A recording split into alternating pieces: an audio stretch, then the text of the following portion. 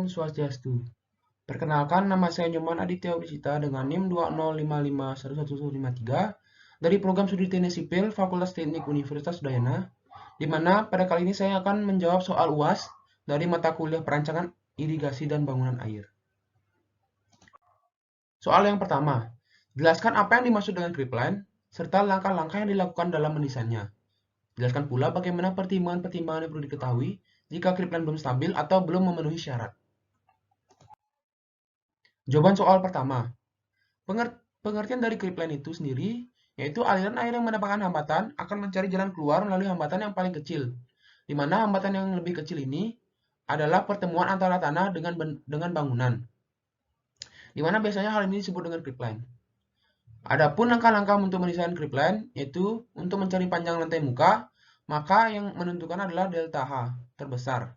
Di mana delta H terbesar ini biasanya terjadi pada saat air muka setinggi mercu bendung. Sedangkan di belakang bendung adalah kosong. Seberapa jauh lantai muka ini diperlukan sangat ditentukan oleh garis hidrolik gradien yang digambar ke arah upstream dengan titik ujung belakang bendung sebagai titik permulaan dengan tekanan sebesar 0. Miring garis hidrolik gradien disesuaikan dengan kemiringan yang diizinkan untuk suatu tanah dasar tertentu, yaitu dengan menggunakan creep ratio atau C. Kita bisa menggunakan dua teori, yaitu ada teori Blatt dan teori Lane, di mana untuk teori Blatt itu sendiri menggunakan rumus delta H sama dengan L per CL, di mana L itu adalah C dikali delta H, dan teori Lane itu yaitu L sama dengan CW dikali HB. Adapun pertimbangan-pertimbangan jika creepline belum stabil, dapat dilakukan dengan cara mencoba-coba panjang lantai muka, serta mengubah creepline H dan creepline V. Soal nomor 2. Jelaskan tahapan perhitungan stabilitas bendung dan apa saja yang perlu diperhatikan dalam menghitung stabilitas dan bagaimana jika ada beberapa aspek yang tidak memenuhi kriteria desain. Jawaban soal nomor 2. Di mana yang perlu diperhatikan itu ada beberapa hal, di antaranya yaitu yang pertama tekanan air. Untuk menghitung tekanan air ada dua, yaitu PA1 dan PA2, di mana PA1 itu menggunakan rumus setengah dikali gamma air dikali H kuadrat, dan PA2 yaitu B dikali H dikali gamma air. Untuk tekanan lumpur itu sendiri juga menggunakan rumus PL1 dan PL2, di mana untuk PL1 itu menggunakan rumus setengah dikali KA dikali H kuadrat dikali gamma lumpur. Dan PL2 yaitu B dikali H kuadrat dikali gamma lumpur. Dan yang perlu diperhatikan ketiga yaitu tekanan berat sendiri bendung. Pada badan bendung yang berbentuk parabola, luas penampang digunakan pendekatan A sama dengan 2/3 B dikali H dikali gamma pasangan, yaitu perhitungan berat masing-masing segmennya itu ada rumus W sama dengan B dikali H dikali gamma pasangan. Dan yang keempat yang perlu diperhatikan itu gaya gempa, di mana gaya gempa horizontal H dan vertikal menggunakan rumus dalam kurung V sama dengan KH dikali sigma V1. Dan momen akibat gempa yaitu KH dikali sigma M0. Yang perlu diperhatikan yang kelima yaitu gaya angkat, di mana air normal dan banjir bisa menggunakan rumus sigma L sama dengan LH ditambah LV, dan delta H sama dengan elevasi MAN per MAB dikurang elevasi dasar sungai, dan UX sama dengan HX min LX per sigma L dikali delta H. Di mana adapun hal-hal yang perlu diperhatikan yaitu untuk menggambar tiap tekanan dan gaya-gaya agar mendapatkan B dan H, serta berat, lengan, dan juga momennya. Jika terdapat beberapa aspek yang tidak memenuhi, maka kita harus mengubah desain dari mencoba-coba di kontrol stabilitas. Untuk soal yang ketiga, jelaskan bagaimana tahapan-tahapan perhitungan pintu pengambilan dan hal apa saja yang perlu diperhatikan dalam mendesainnya.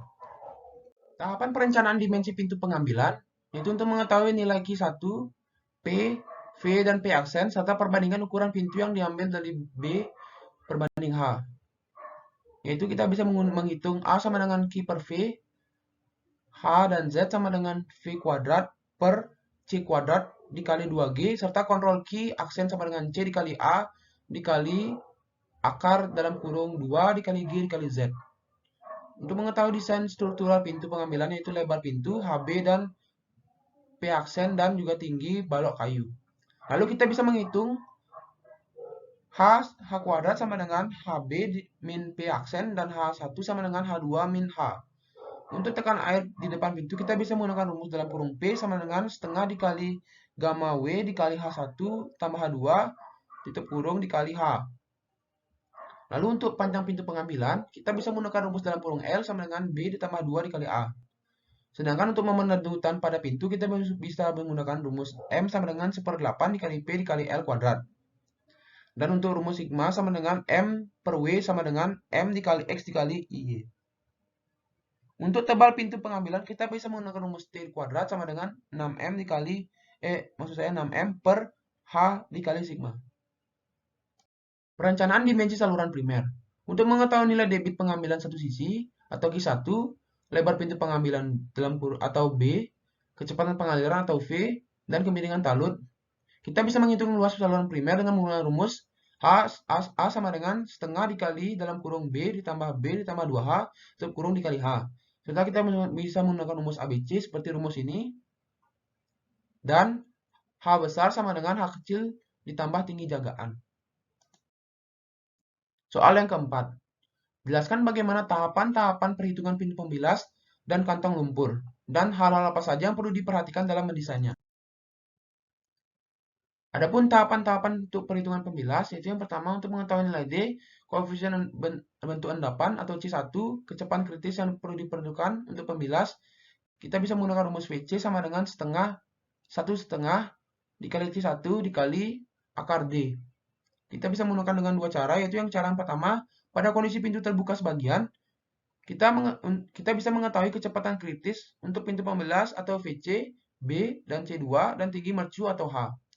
Kita bisa menghitung dengan rumus Z sama dengan V kuadrat per C kuadrat dikali 2G. Dan untuk H aksen sama dengan H min 0,1 M, dan Y sama dengan 2 dikali tutup dalam kurung A aksen min Z.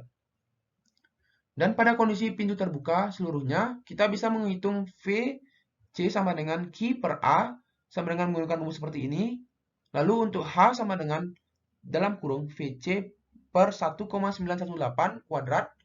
Dan untuk Z 1/3H dan untuk D sama dengan H min Z. Tahapan perhitungan kantong lumpur yaitu untuk mengetahui Q1, B dan V dan M serta tinggi basah saluran, K dan tinggi air saluran di saluran 1 sesuai dengan KP 03 di halaman 37. Di mana yang pertama perencanaan umum kantong lumpur dengan cara menghitung luas tampang basah atau A, keliling basah atau P, jari-jari hidraulis atau R, kemiringan saluran atau IN, dan tinggi jagaan atau freeboard. Di mana dimensi kantong lumpur dengan menghitung koefisien viskositas atau R, kecepatan jatuh atau W, lebar kantong lumpur atau B, luas tampang basah atau A, dan panjang kantong lumpur atau L. Serta kita bisa menghitung aliran kritis dengan cara menghitung tinggi aliran kritis atau YC dan kecepatan aliran kritis atau VC, luas penampang basah pada aliran kritis atau AC, serta keliling basah pada penampang aliran kritis atau PC, serta jari-jari hidrolis pada aliran kritis atau disebut RC, dan kemiringan memanjang dengan rumus Trickler dan mendapatkan kedalaman kantong atau disebut dengan DC. Soal nomor 5.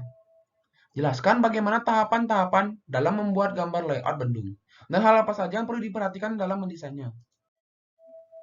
Yaitu adapun tahapan-tahapan untuk membuat gambar layout seperti ini. Dan yang perlu kita perhatikan yaitu yang pertama kita perlu membuat pintu pembilas. Yaitu seperti pada gambar A ini. Ini ada pintu A, bagian A ini pintu pembilas. Lalu kita bisa membuat gambar pintu pengambilan dan saluran pengambilan. Di mana di sini disebut dengan B.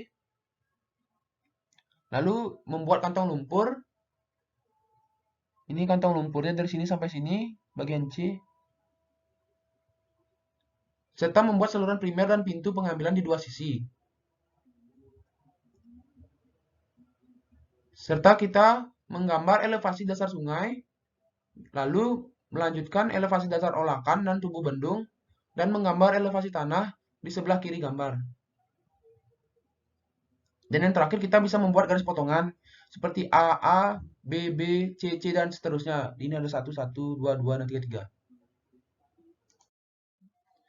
Sekian dan terima kasih. Mohon maaf jika ada salah kata. Semoga jawaban dari UAS saya bisa membantu. Sekian, terima kasih. Om Santi Santi Santi Om.